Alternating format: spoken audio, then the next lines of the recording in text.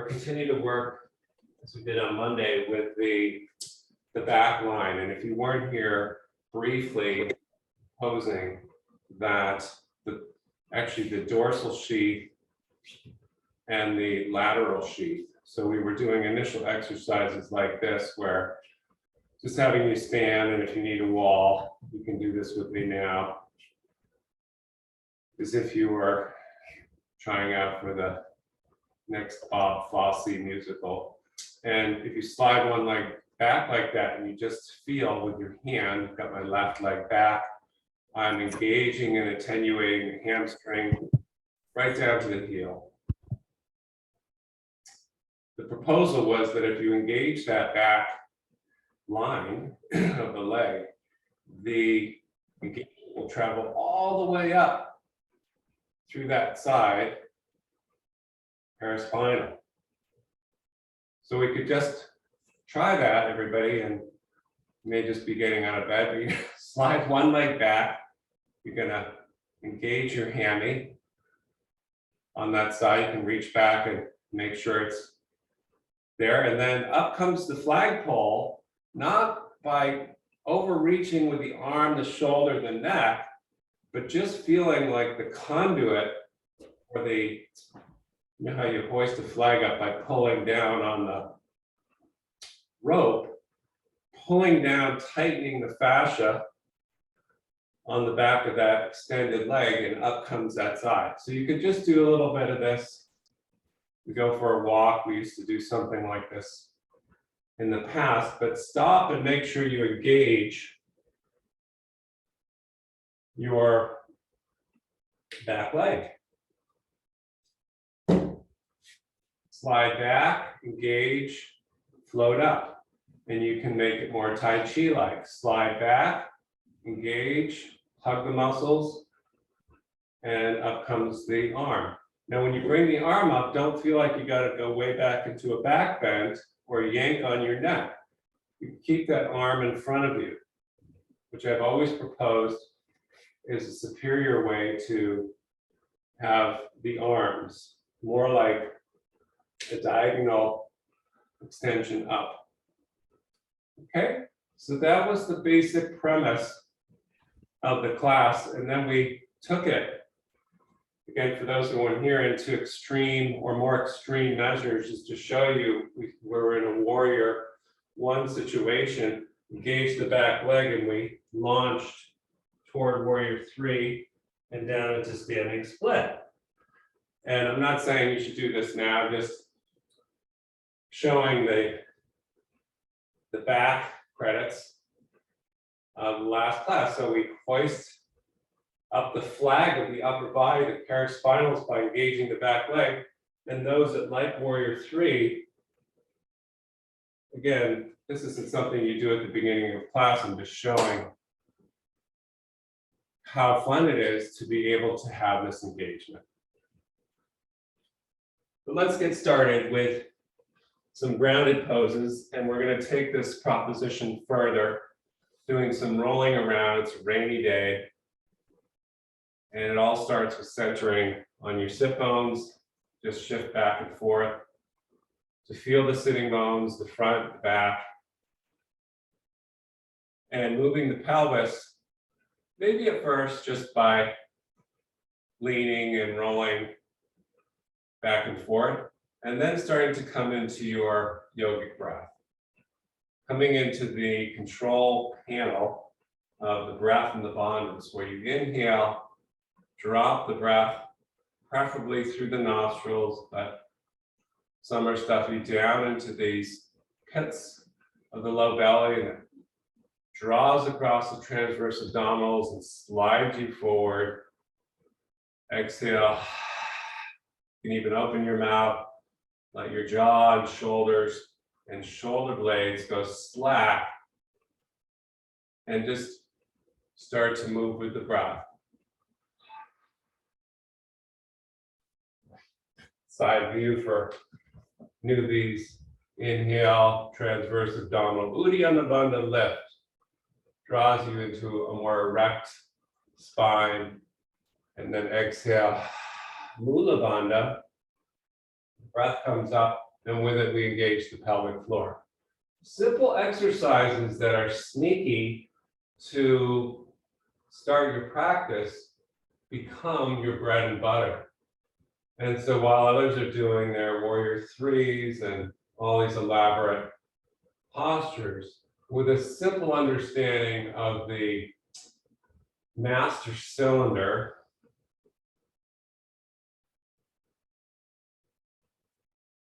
or as David Swenson, one of the American Ashtangis, along with his brother, said, the master key of yoga is the bandhas. So moving down to the pelvic floor, the sacrum tailbone area. And again, by going down into this base, we can move the rest of the spine without a lot of efforting, with some willow-like movements of the spine. You can feel the shoulders sliding, shoulder blades sliding on the ribs, and it feels very nice. And once you have those bandhas, you can do all sorts of fancy things like lean back, lift, uncross, and cross your legs, just to do a little bandha test. But it's all very casual, because with the extremities, we don't want to power our bodies in the morning in particular using the extremities. We want to find the power source at the well of the spine, deep down in there. And then sitting what you think is on your standard vertical axis, center sit bones, drawing a line in your mind as you close your eyes between the sitting bones and finding the center of Mula Bandha, the essential thread, which, like the back leg flagpole analogy, engages or tonifies just enough to let the rest of the spine elevate, not become rigid and contracted, so that your jaw tightens, your scalene muscles on your throat and your tongue and your eyeballs and your expression tighten into that famous New Yorker cartoon of the irritated yogini. It's not an irritation, it's an engagement with your body. Isn't that a fun proposition? Why be engaged to other things when you can have, as Oscar Wilde said, a lifelong relationship with yourself? Let's turn to the right. I'm already on a roll, and we move into a twist here. Not much. Again, not wrenching with the arms and yanking, those with strong arms, but just placing the hand, right hand or fingertips on the floor, placing the left palm, breathing down into the belly as you inhale to draw the transverse abdominal kangaroo pouch broadly across the frontal hips. Exhale, seal the deal, engaging Mula Bandha, and then calming the throat, calming the shoulders. And even after many years of practice, I want to go with the upper body. I want to go with the conscious mind rotation, the arms, and I don't want to, or intuitively it's difficult to remain in the basement. Remain in the basement, let the upper chakras chill out, and then we go the other way, loosely with the arms, like you have ropey arms, they just find a position, or monkey arms. And then how do I zip up and lengthen the spine? I find my inhale, Uddiyana Bandha draw, my exhale, lifting from that point. And sometimes you just have to give your body a little shake, like somebody's shaking your shoulders like this, right? And so that you're not rigid.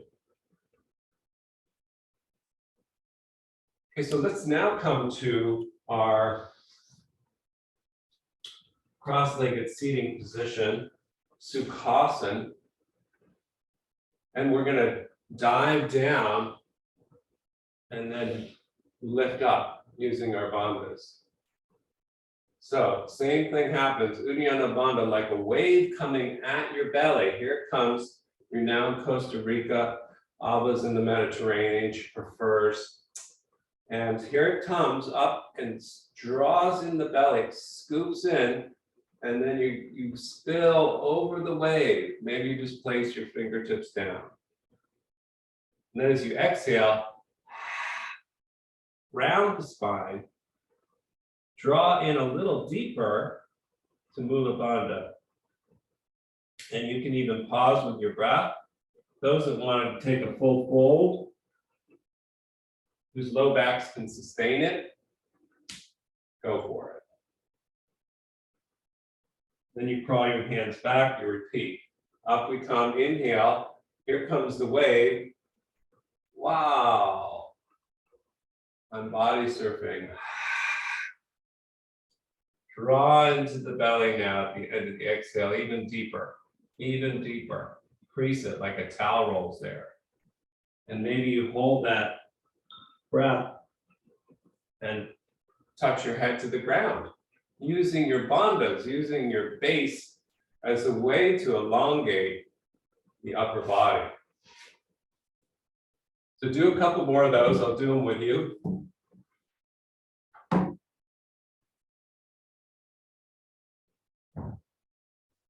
And it's a wonderful experience. You can switch your legs of just getting your bandhas intact. And of course, studying with, this was her initial warm-up. So we're doing Kumbhaka, we're doing a little breath retention at the end of the exhale and reinforcing, technically it would be called Uddiyana Bandha Kriya, where we supercharge Uddiyana Bandha. One more with me so you get it. Sitting tall, inhale, getting taller with the creasing, the drawing in of the transverse abdominals. It lifts up the kidneys, it lifts the rib cage up happily to spill over the wave of breath. Maybe you can go to the floor, but maybe you can't. Then you hold the exhale and redraw even deeper into the crease of the belly. And that crease may allow you to then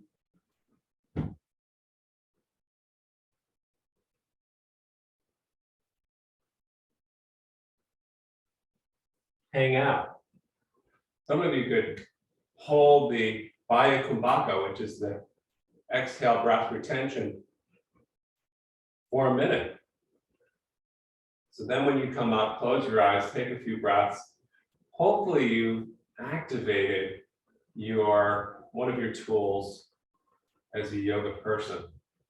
Okay, so now we're going to cross and step back to cat and cow, simple stuff. And we're going to do our basic movement through cat and cow. So you can start with your inhales, looking forward, broadening the collarbones, and exhale, rounding.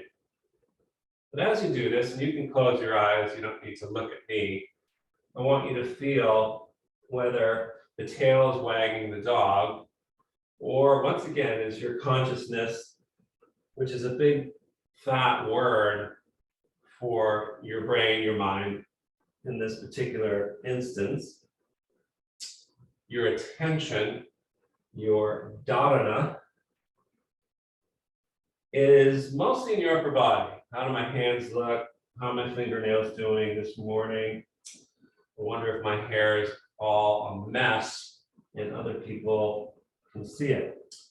All these thoughts, but can you go down to your belly and inhale, scoop into transverse abdominals, and exhale, Mula Bandha, as if pulling from the pelvic floor. Okay, like we did before, can you bring your knees together in the last class we did? Can we Extend the right leg back. Engage the back of that right leg as you float the spine forward. And exhale, put the knees together. Inhale, the left leg parallel to the floor. We engage that hammy, that outer glute. Our tongue is relaxed, our drishti or gaze and head position are such that feels good. And exhale, knees together, head drops, spine rounds, shoulder blades broaden across the back. So you get the picture. We're going for a walk, just as we did beginning of class if you came in with me, and whereas having you stand and step back. So once again, if the back of the leg, the extended leg, does its job right up to the outer glute, the work in the palms, the work in the shoulders, the spine, and the head is made easier. And just to make sure you're not overarching or extending your low back, we add a little knee to nose on the exhale. Extend back and knee to nose round. And it's just a Mula Bandha reminder. It has nothing to do with the knee so much, although it's upswing and downswing of the hip. Then we switch legs, other leg back, inhale, exhale under. How's the pressure on your palms? How's the pressure on your shoulders, your upper spine, your neck? Can you make sure that you're bringing your breath and brain, and you can do it slower to keep connected, down into the lower spine so that all is well. You can even do this on fingertips if you were more advanced, and so that I don't have much weight on the palms at all. And then the emphasis really goes to the back leg. Then we sit in Virasana, or use a block to sit between the ankles. You can waggle left to right to open up your fronts of your shins, your anterior tibialis. Many little circular movements that feel good here. I like to do the hula hoop in my bandhas, now that they're activated, and so that I can perform a faux nauli. Nauli is stomach turning, but rather than doing something extreme, I draw onto one side of the belly, roll over to the other, and just do the hula hoop like that.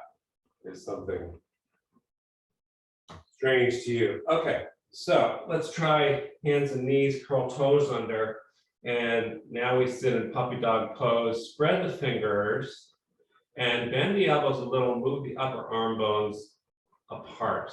So remember how I was saying moments ago that when you bring the arms overhead, you don't yank them to your sides of your skull.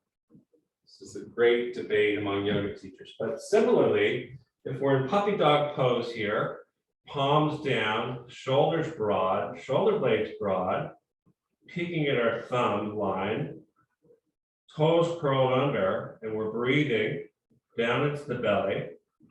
Exhale, engaging the pelvic floor so the tailbone makes a micro shift downward like a pelvic tilt. So if I were to blow this out into a macro gross level, I'd be inhaling the hands and knees, lifting forward, exhale, dropping the puppy dog, and engaging deep Mula Bandha pelvic floor. Either one works. You can go gross. By gross, I mean large, rosa. Or you can make it subtle. I just come up and down, inhale, exhale, just a bit. Because this is my machinery to come up to my first downward dog, and I do on the next round. I bend the knees one at a time. And as you straighten one leg, bend the other, you can engage into that pit of the belly of the extended leg. Whereas the bent knee side remains relaxed. So just working it out, working out the kinks. Then you're gonna walk your feet to your hands, come into forward fold, feet wide. Bend your elbows to scoop into Uddiyana Bandha and hold your opposite elbows, drop your head and breathe. Gently pulling against your elbows with your hands, your opposite hands, to broaden the shoulder blades across the back. The upper back is slightly rounded. It's okay. The weight is somewhere between the heel and the toenail.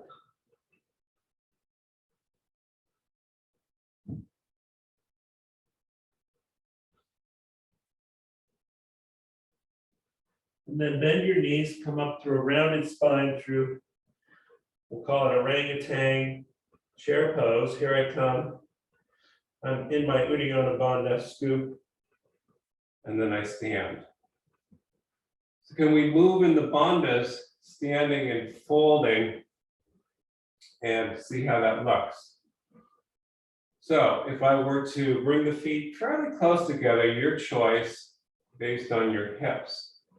And we're going to engage the backs of the legs to lift the flags, the twin flags now, both arms. Inhale. Exhale, we're going to bring the palms to the heart, bend the knees, and then take the hands to the hips. Drop the head, Ardha Utkatasana, come down into a half forward fold, knee bend, draw the belly in. Inhale, come up, engage the back of the legs.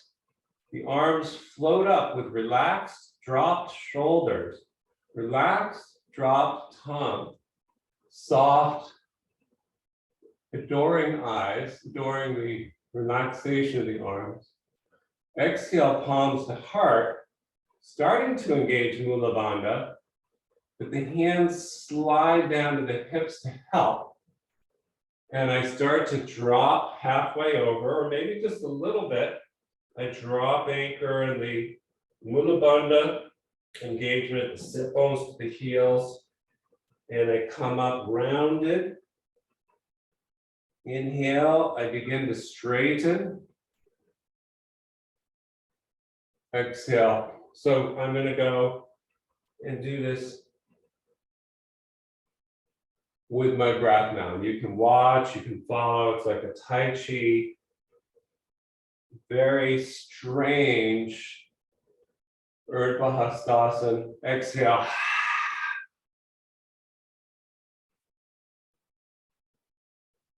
Ardha Utkatasana. What are we doing? All we're doing is finding the gear for the upper body extension by doing core work. It's almost like we're doing a crunch. If we were on our backs, we'd be doing a crunch here in Ardha Utkatasana, like a sit-up crunch. We've got the sit-up technology still in play as we extend. Now do about 200 or 2,000 of these and you should be good. Now I feel like I can extend a little higher than I'm tethered to the bandhas. It's good. So let's go ahead and take this into a Sun A. And now you'll always come in to your Tadasana, Urdhva Hastasana, in a different way, hopefully, with bandha engagement. So, up it comes, the back legs engaging. Exhale. Now we're going to swan dive down, but we bend the knees as if we're doing Ardha Utkatasana. We let the shoulder blades broaden. Hands down, feet back, plank pose. Engage the backs of the legs, engage the bandhas. If this is hard for you, then you can come to hands and knees. Everybody drops your knees, and then we're going to scoot back toward child's pose. on inhale, letting the arms lengthen, the shoulder blades lengthen like a chimpanzee, shoulder blades broaden. Exhale, come up to hands and knees, and then you're going to slowly lay the belly down on the mat cobra. Now, if that felt interesting, do it again. Inhale, draw back, exhale, the wave crests and goes down like so.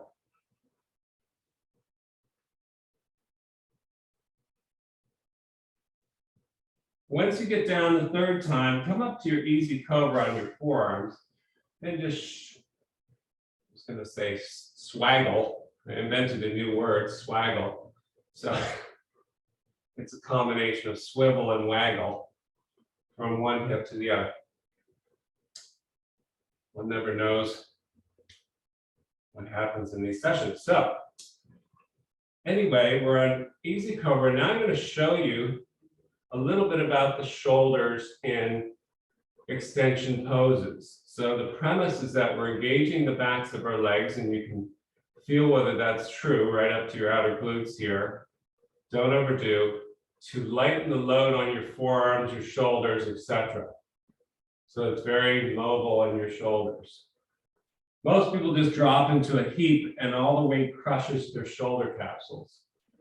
Big problem. Ultimate test of this proposition, of course, is Shalabhasana, which you're welcome to do, airplaning your arms, dropping your head level, and lifting your legs.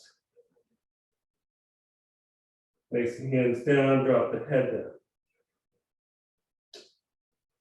Then come up on your forearms. Again, you can try that again if you liked it. How's the weight in the shoulders? Are you just kerplunk? Well, that's how people are at their keyboards. So we need to invent a chair that engages the back line, which now I'm engaging the back line of my legs. A little outward spread of the legs. Do you have it? Do you have it? Do you have it? Can you come into Shalabhasana? Superwoman flying, legs lifted, backs of hammies to outer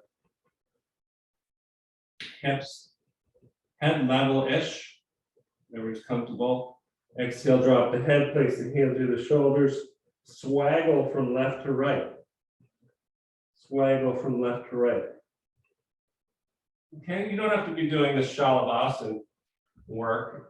You can just be engaging in easy cobra. But for the sake of those that like it, here we go.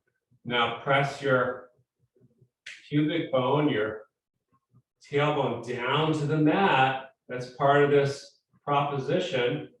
Mulabandha, engage, zip up from the heel to the outer sit bone, and aha, fly. You don't have to look forward. You can look down and lengthen the neck.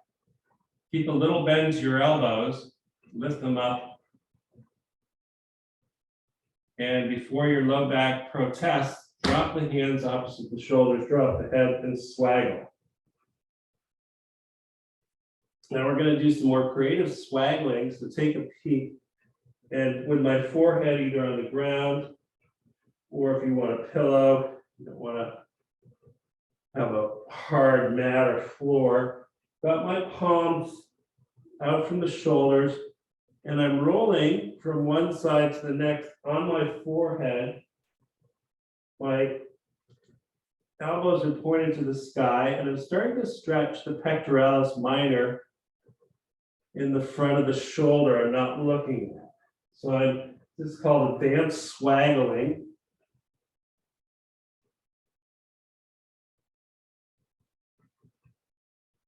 And what it's doing is just bringing the attenuation into the shoulder I'm looking at, strengthening that protracted shoulder. I'm looking to my left, so my left shoulder is strong. And my right shoulder blade is tucking in and then reversing it. So I'm moving the scapula, I'm moving the fascia, and it should feel good. Now, a lot of yoga teachers do something like this where, and you can try it, you're going to extend your right arm straight out, and roll onto your right hip to open that front of that right arm. This is extreme. And for me, it actually doesn't do much. Doesn't do much, but you're welcome to play with it. So I have hypermobility there, and the other side would be the left arm goes out, and I roll onto my left hip, stacking my legs. And that's the go-to opening the front of the shoulder. But I like to swaggle, and we've done it before, other permutations where you're doing this crawling action where a knee comes up to the side, you're looking at it. I kind of like it better. Anyway, enough of that. Bring your hands just behind your shoulders and roll your shoulders forward. So take a peek if you haven't done this before, because this is now going to Employ the same methodology we've been doing all class. So it's how we come up into an extension smartly. How we come up to cobra pose. Your hands are somewhere between your shoulders and your hips, quite close to your shoulder. And most people are going to do your cobra lift by lifting the head, then the shoulders, and then hopefully everything else comes on line. But we know better. We're going to let the shoulders actually roll forward and do what would be considered a slouch or a slump of the upper body or roundedness, with the back of the neck long and peering toward your sternum. We're going to engage the backs of the legs now. We're going to tighten those hammies. Then we're going to lift the shoulders, not the head. Then the head, then the arms straighten. Then the shoulder blades start to track nicely down the back. Don't overdo.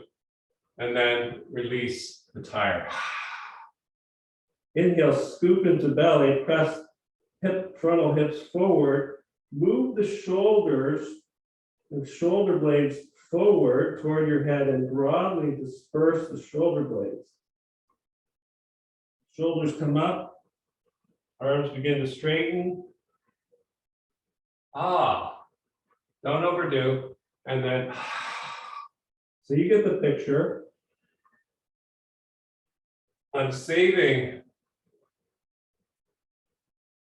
The retraction of the shoulder blade tips until the end. and I'm really making sure the backs of my legs are lifting me.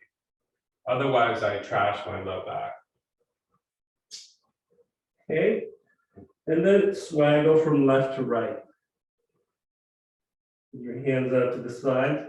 Now, how about if you swaggle to your right, but you're going to slide your right arm forward first, swaggle on your right hip, and then stack your legs to come into our Vastisthasana on our side body variation, or Vishnu Sofa.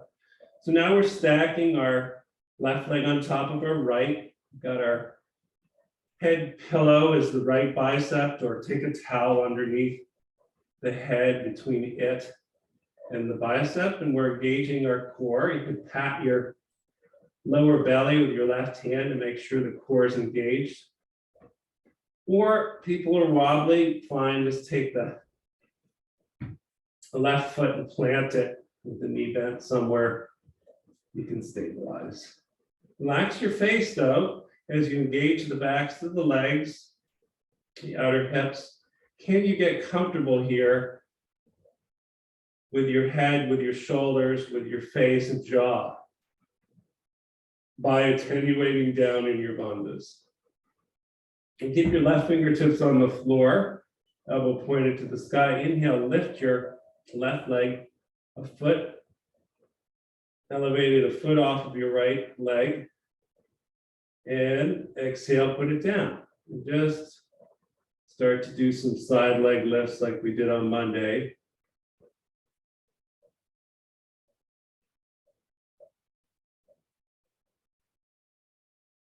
And if you want a little advanced work, lift the left leg and then bring the knee toward your nose or toward your left elbow. Inhale, kick back, exhale. Try not to get in the upper body too much. It's really hard to just stay in the lower body core. And to keep your tongue, the back of the muscles inside and the back of the throat relaxed. How are they doing? Now, can you put the left foot on the inseam of the right leg? So we do our yoga pose now, or on the floor if you can't. Engage the back of the leg, the right leg. Engage the outer hips. And then relax your throat. Relax your head. Now it's up to you. You may want to prop up your head. Some people like to do this pose with your right hand in the back of the skull, propping the head up. And then take this pose where you like. Just bring the back of the left hand to the inside of that left knee. Grab your strap, grab your left big toe, and up you go. But staying deep in the bandhas. And if the neck is bothered, if the gaze is very sharp, if the breath is struggling, you've got to back off.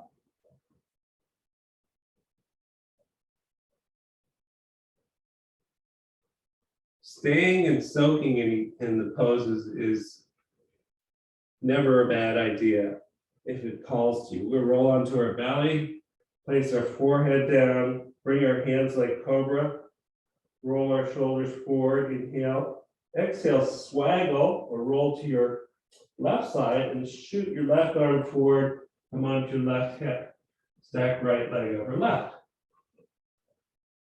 Now you can tap you can't see me, I'm going to tap my right hand in my right belly. I'm going to gauge and zip up the backs of my legs as if I were standing on a floor.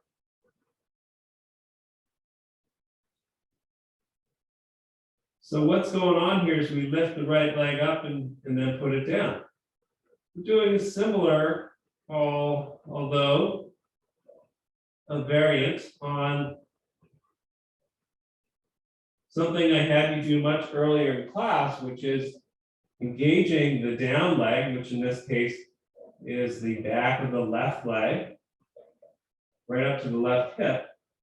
And the left arm is the recipient extension of that side, engaging in the leg.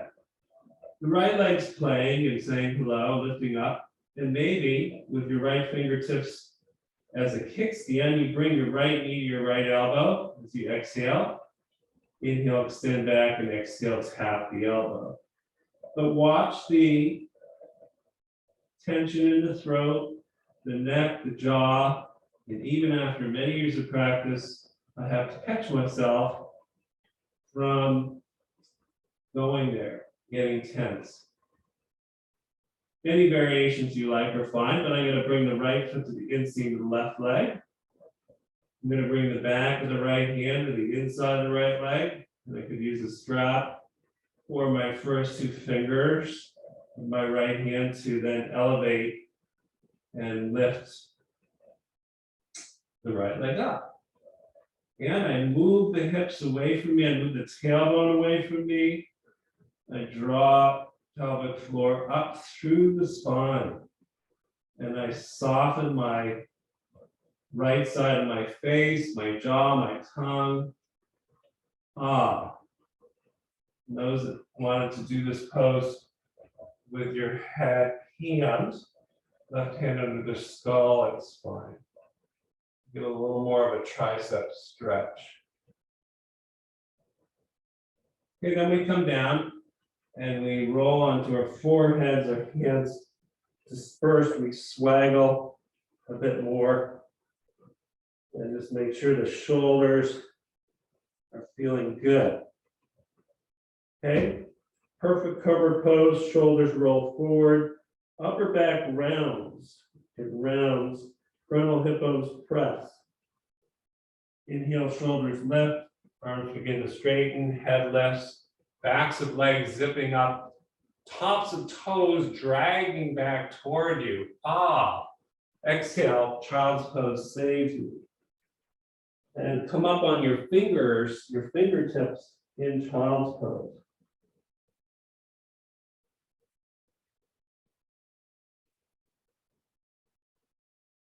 Hands and knees. Remember, our entry Downward dog is a rounding, just like cobra. If you didn't get the cobra lifts, here's what it looks like. Rounded shoulders. And then the top opens. Same with down dog. I drop back and scoop into the belly. And I draw the legs straight. Exhale, I let the head float and extend a little bit forward. Your best downward dog, spread your fingers, spread your toes. Open the inner armpits forward to the thumbs. And then walk your feet to your hands. Forward fold. Lift as you place hands on the shins to a flat back. Peeking at your knees so that the back of the neck lengthens. Exhale, forward fold.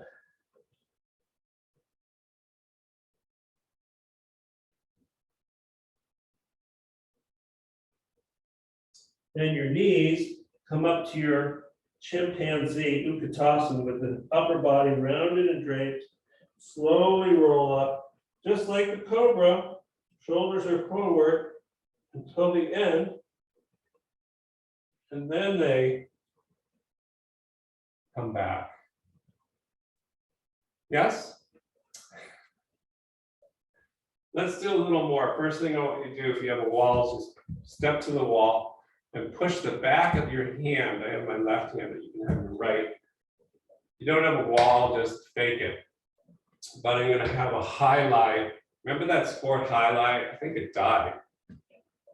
Where there's a curved stick on the person's arm and press the back of the wrist into the wall. So you're in like a warrior one position. What is this doing? It's protracting that shoulder blade away from the spine. It's strengthening everything you need to do that.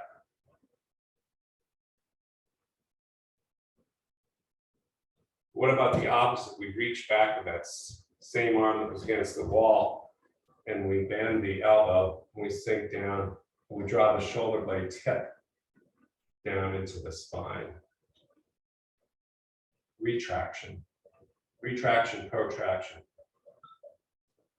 Step the feet together. Other side, high lie. I'm going to push the back of my wrist. I got my right wrist into the wall, right foot forward. It's the same foot forward, warrior one. I'm just going to push into the wall. Push into the wall. It moves the shoulder blade away from the spine. I'm in that rounded pattern. And then I bring the hand behind me, just lower than the shoulder, sink into the lunge more and retract the tip of the shoulder blade into the spine. Simple exercises that then give you these tools. So having done the power protraction, imagine we have two walls closing in on us, and now as you stand at the front of your mat, you're pressing the backs of the wrists with bent elbows into the walls. What is this but the same thing I had you do in the cobra lift when I said round and protract and then retract. So now we've got this pushing out movement of the shoulder blades. Could feel really good. And then release and let your shoulders settle.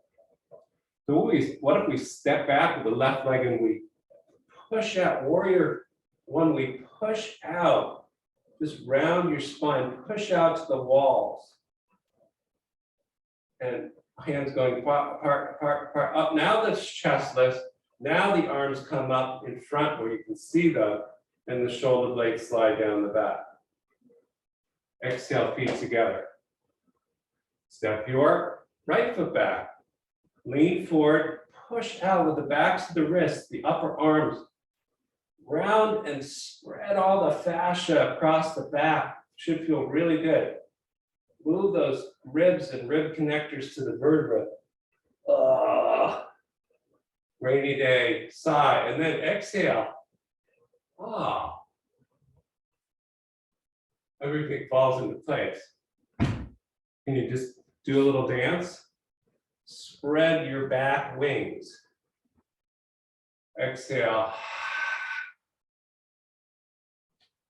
Feet together. Step back, other leg. Inhale, spread.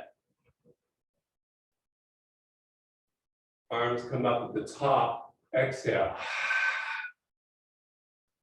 The inhale process starts with protracted, rounded upper body, sacrilege, but then blossoms into an open flower of the upper body. Engage the back leg. I know. My classes start simple, and then I'm assuming you're getting all these attenuations. So when we do this slow, we've got wonderful engagement. Upper body round, back leg engagement. Here comes the blossom of the warrior. Just flow with it. Spread your wings. Engagement of Mula Bandha mirrored in the back leg. Arms floating.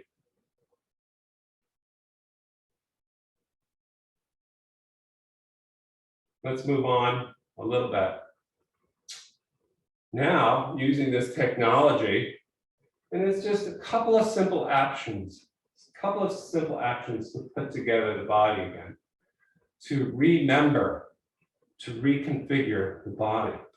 Step back, left leg, lean forward, spread your wings, backs of arms. Exhale, sink into back leg engagement. Open to warrior two. Now bring the arms in front of you like you're holding a big ball in warrior two.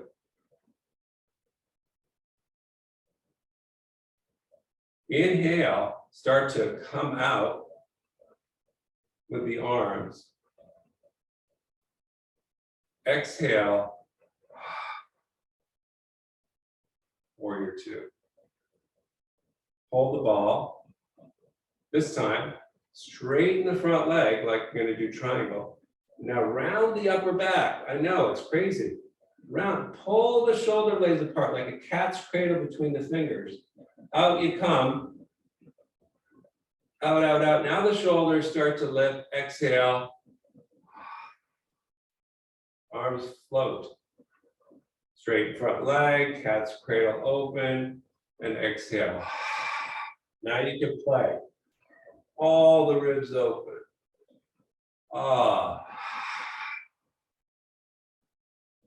And the deeper you go into that lunge and the exhale, the more that back leg has to stay engaged. Let's try triangle pose. Hold the basket, cat's cradle. We're going to keep that front arm straight. We open the heart now, and now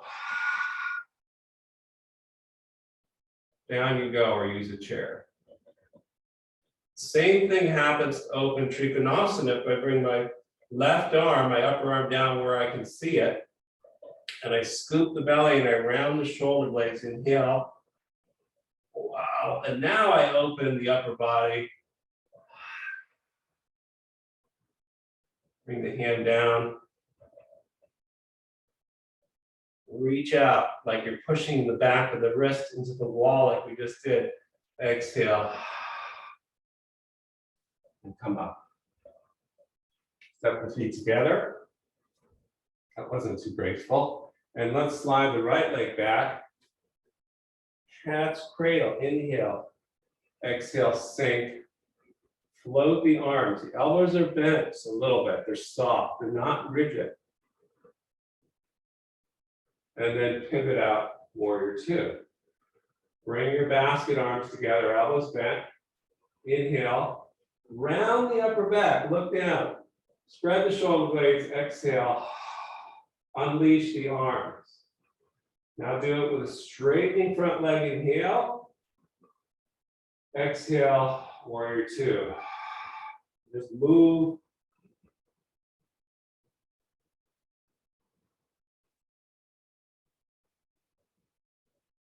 Now can we come into Trikonasana this way? So straighten front leg. Hold the upper arm bones, the back of the wrist pressing to unseen walls now. Exhale, dive in. You can bend the front knee. You got the post nail, fine. Otherwise, bring your upper arm down, look at it, and like you're pushing out against the wall. Inhale, round and spread the upper back. Exhale, engage the back leg. Mula Bandha. And this can be an endless dance with the spine, with the breath. And then come up. Step the feet together. Let's have a seat.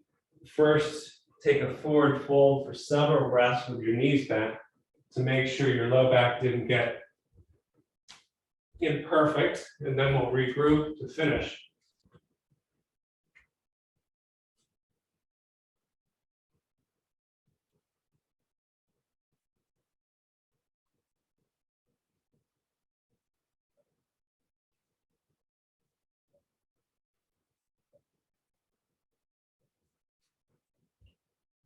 So sitting down in Malasana now, and I always run out of space to go into more things, but that's okay because this whole session started when I practiced this morning and started to remember this work. So here's your Malasana. You can use a towel on your heels.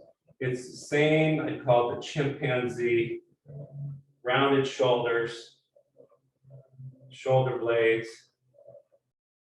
But it's not a slump, so to speak. It's an active breathing into the back ribs. And the heart center, the sternum area is soft and relaxed.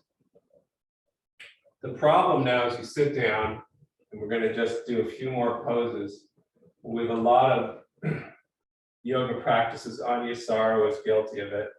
Is that people are trying to be like a figurehead and they're saying, oh, these are heart openers. And the heart opener presses the chest forward. It seems very boastful to me, but also very much of an exaggeration. So the heart opening, you can place your hands on your sternum now, relax your shoulders. What does this mean? Don't get me started, but things have to be open softly and intuitively. It's not a muscular opening of the heart. It's not like we're doing multiple bench presses to have our chest get big and heroic. All we want is that the chakra here is soft, because this affects our scalenes, our frontal brain, and all sorts of things.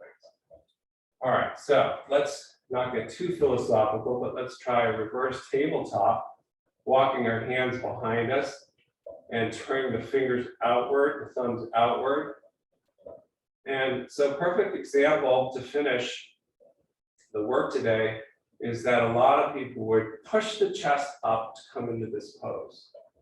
Whereas I've been having you do the opposite. You round, you look down at your belly button, take the shoulders forward like you're a supermodel, and you protract the shoulder blades, and you lengthen the space around the kidneys, and you find your Uddiyana Bandha. Then slowly, here comes the hips. Then the shoulders go back. Maybe the head goes back, maybe the chin stays level. And then you come down. So you round, inhale, scoop into the belly. Up comes the dragging heels toward you. Only if the shoulders are really open and the shoulder blades are deep to the spine, would you ever drop your head back. One more, slouch, creatively draw into your bandhas, exhale. Mula Bandha, backs of legs, don't forget them, engaging, pulling the knees forward to allow the spine to extend. And we come down. We can try Matsyendrasana if you like, if you couldn't do reverse table well. And you lay down and you take your hands under your, guess what? backs of legs, upper hammies. And so your fingers, all but your thumb, are grabbing there. Start to engage those backs of legs. You push your elbows in, you arch your spine, upper back off the floor, and come on the back of the skull. And relax the jaw. Ah. And then slowly slide down. Completely relax the arms and the legs. Give your body a shake. Oof. Shavasana. You can place one hand on your belly, one on your heart, or both on the belly, both on the heart, depending on where you have sticky points.